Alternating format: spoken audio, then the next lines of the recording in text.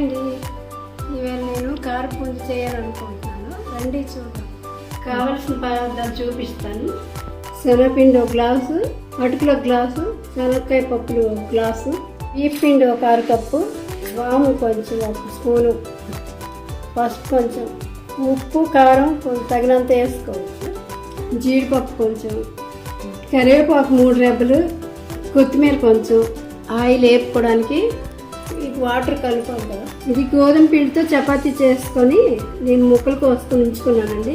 అందులో కలపడానికి శనగపిండి వేసుకుంటున్నానండి. వాము దంచుకొని వేసుకుంటున్నానండి. వాటర్ వేసుకొని కలుపుకుంటున్నాను.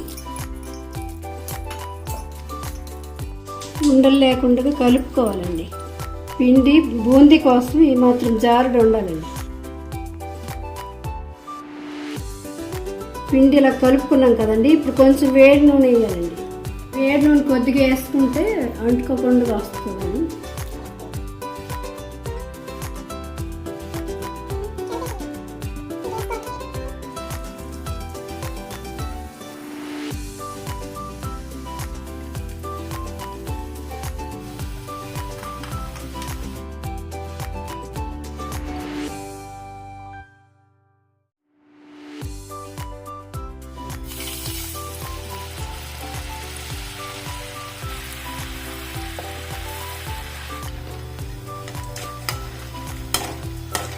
లేకపోయిందండి,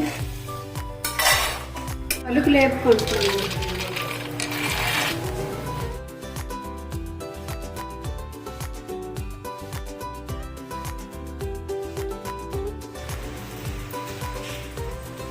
జీడిపప్పులు ఇందులో పెట్టి వేపేస్తాను. జీడిపప్పు వేగిపోయింది.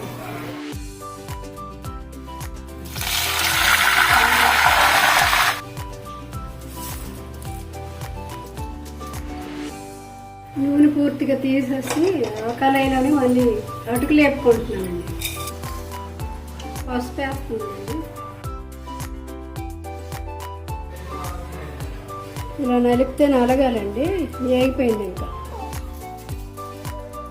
ఉప్పు కారం వేసి కలుపుకోవాలండి.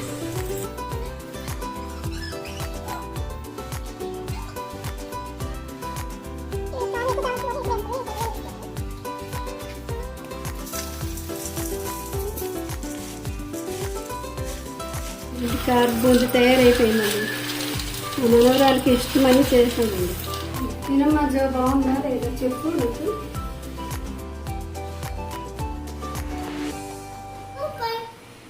మీకు నచ్చినట్లయితే మా ఛానల్ లైక్ చేయండి, షేర్ చేయండి, సబ్స్క్రైబ్